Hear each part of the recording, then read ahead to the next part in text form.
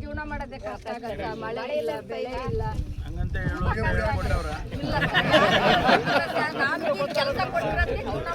ಬರ್ರಿ ಸಾಹೇಬ್ ಮುಂದೆ ಸರ್ ಸ್ವಲ್ಪ ಹಿಂದೆ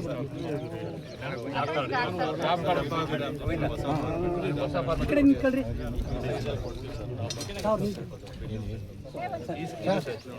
ಇವ್ರಿಗೆ ಮುಂದೆ ಬರ್ರಮ್ಮ, ಗಂಗಮ್ಮ ಮುಂದೆ ಬರ್ರಿ, ಸಾರಿ ಕೊಡ್ತಾರೆ ಬರ್ರಿ ಮುಂದೆ. ಅವ್ರ ಹೆಸರಲ್ಲಿ ಏನು ಕೆಲಸ ಮಾಡ್ತಿಲ್ಲ? ಇಲ್ಲ,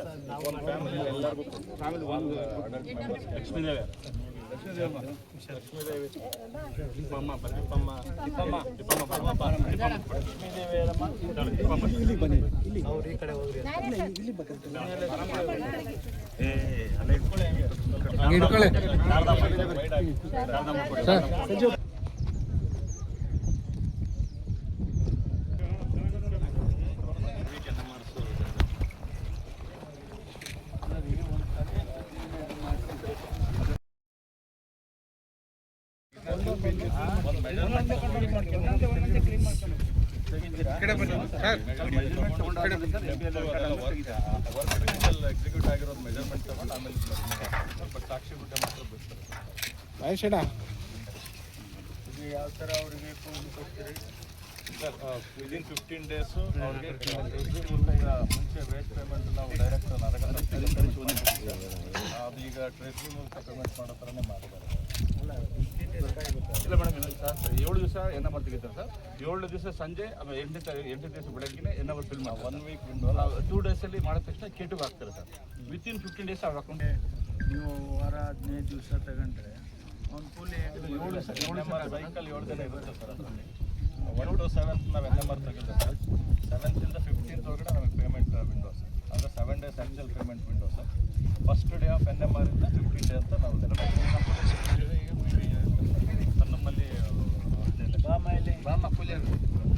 ಮುಖ್ಯಮಂತ್ರಿಗಳು ನಾನು 3 ಡಿವಿಷನ್ಸನ್ನು ರಿವ್ಯೂ ಮಾಡಿದ್ದೇವೆ. ಪ್ರತಿಯೊಂದು ತಾಲೂಕಿನ ಪರಿಸ್ಥಿತಿ ಏನಿದೆ ಅಂತೇಳಿ ಅವಲೋಕನ ಮಾಡಿದ್ದೇವೆ.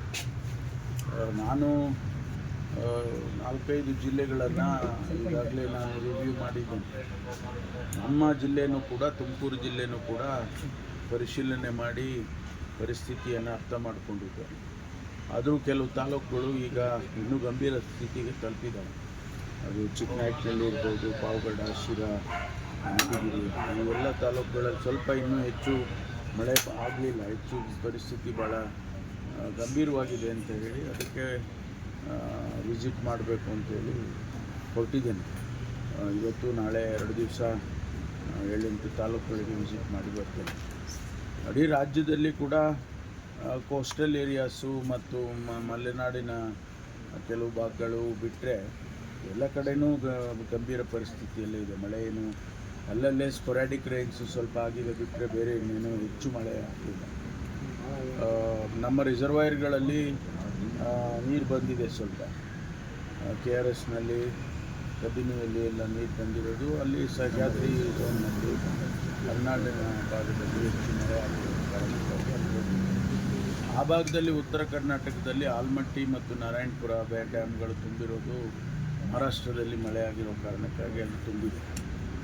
ಅದಷ್ಟೇ ನಮಗೆ ಸಮಾಧಾನ ತರ್ತಕ್ಕಂಥದ್ದು ಬಿಟ್ಟರೆ ಬಯಲು ಪ್ರದೇಶದಲ್ಲಿ ತುಂಬ ಕಷ್ಟದ ಪರಿಸ್ಥಿತಿ ಇದೆ. ಕುಡಿಯೋ ನೀರಿಗೆ ತೊಂದರೆ ಆಗ್ತಿದೆ ಅನ್ನುವಂಥದ್ದು. ಇದನ್ನೆಲ್ಲ ನಾವು ಪರಿಶೀಲನೆ ಮಾಡಿ ಈಗಾಗಲೇ ಅನೇಕ ಸ್ಟೆಪ್ಸ್ಗಳನ್ನು ಕೂಡ ತೊಗೊಂಡಿದ್ದೀವಿ ಮುಖ್ಯಮಂತ್ರಿಗಳು, ನಾನು. ಅದನ್ನು ಈಗ ಸದನದಲ್ಲೂ ಕೂಡ ಬಹುಶಃ ಅದರ ಬಗ್ಗೆ ಚರ್ಚೆ ಆಗುತ್ತೆ ಅಂತ ಅಂದ್ಕೊಳ್ತೇನೆ. ಸರ್, ಇವಾಗ ಖಾತೆ ಹಂಚಿಕೆ ಬಗ್ಗೆ ಇನ್ನೂ ಗೊಂದಲ ಮುಂದುವರೆದಿದೆ. ಇವತ್ತು CM ಅವರು ಪೋರ್ಟ್ಫೋಲಿಯೋ ಕೂಡ ಇನ್ನೂ ಶೇರ್ ಮಾಡಿಲ್ಲ. ಇನ್ನೂ ಸೆಷನ್ಗೆ ಇನ್ನೊಂದು 3-4 ದಿನ ಉಳಿದಿದೆ.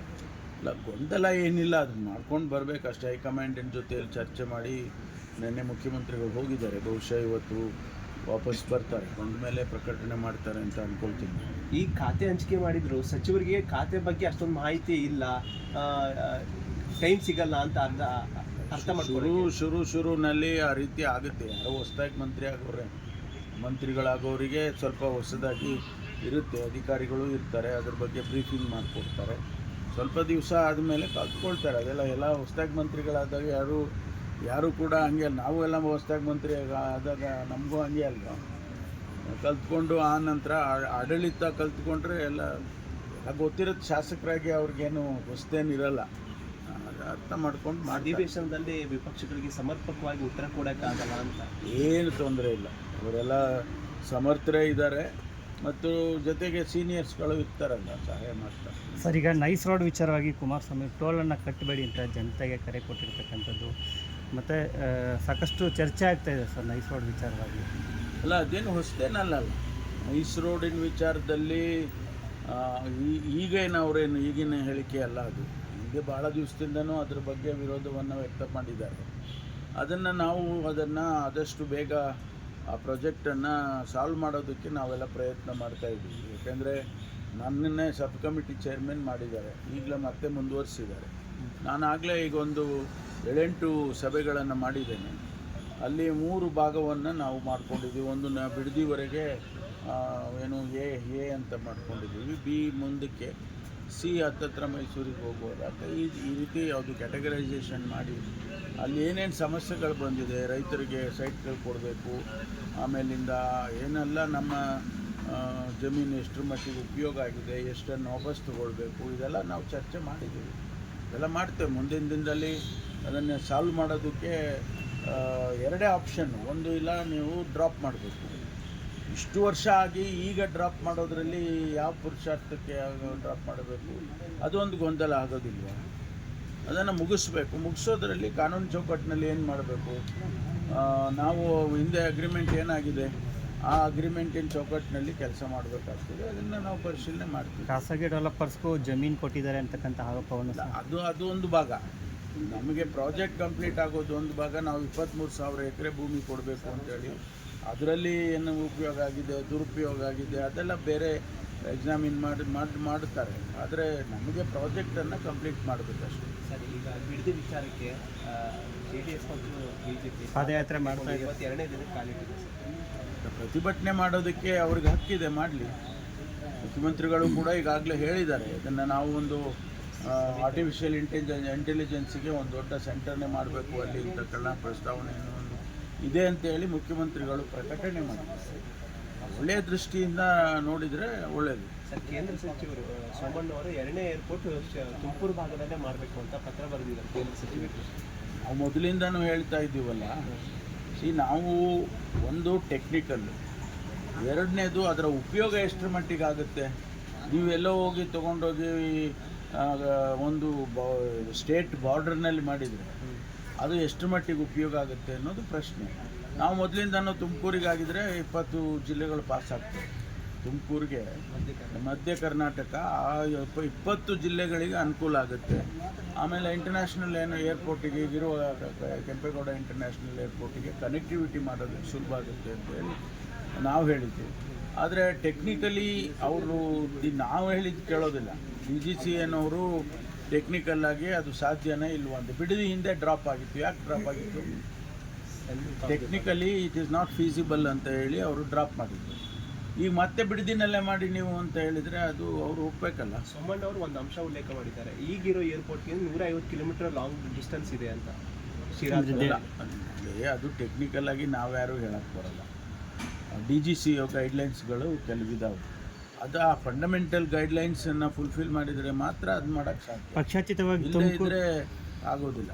ಪಕ್ಷಾತೀತವಾಗಿ ತುಮಕೂರು ಜನಪ್ರತಿನಿಧಿಗಳೇನಾದ್ರು ಒಂದು ಪತ್ರ ಗೀತ್ರ ಕೇಂದ್ರಕ್ಕೆ ಅಲ್ಲ, ನಾವು ಈಗಾಗಲೇ ಮನವಿ ಮಾಡ್ಕೊಂಡಿದ್ದೀವಿ ಮತ್ತು ಮಾಡ್ತೀವಿ. ನಾವೆಲ್ಲ ನಮ್ಮ ಜಿಲ್ಲೆ ಒಂದೇ ಅಲ್ಲ, ಚಿತ್ರದುರ್ಗ ಇರ್ಬೋದು, ಈ ಕಡೆ ಭಾಗದಲ್ಲಿ ಹಾಸನ ಇರ್ಬೋದು, ಇವೆಲ್ಲ ನಾವೆಲ್ಲರೂ ಕೂಡ ಸೇರಿ ಮಾಡ್ತೀವಿ. ಓಕೆ. ಹೊರಟ್ಟಿ ಅವರದ್ದು ರಾಜೀನಾಮೆ ಒತ್ತಾಯಪೂರ್ವಕವಾಗಿ ತಗೊಂಡಿದ್ದಾರೆ ಅಂತ ರಾಜ್ಯಪಾಲರು BJP ದೂರು ಕೊಟ್ಟಿಲ್ಲ. ಇಲ್ಲ, ಅದ್ರ ಬಗ್ಗೆ ನನಗೆ ಹೆಚ್ಚು ಮಾಹಿತಿ ಇಲ್ಲ. ನಾನು 2-3-4 ದಿವಸ ಊರಲ್ಲಿ ಇರಲಿಲ್ಲ, ಹಾಗಾಗಿ ಹೆಚ್ಚು ಮಾಹಿತಿ ಇಲ್ಲ. ಮಾಧ್ಯಮದಲ್ಲಿ ಕೇಳಿದ್ದಷ್ಟು ಬಿಟ್ಟರೆ ನನಗೆ ಅದ್ರ ಬಗ್ಗೆ ಹೆಚ್ಚು ಮಾಹಿತಿ ಇಲ್ಲ. Thank you.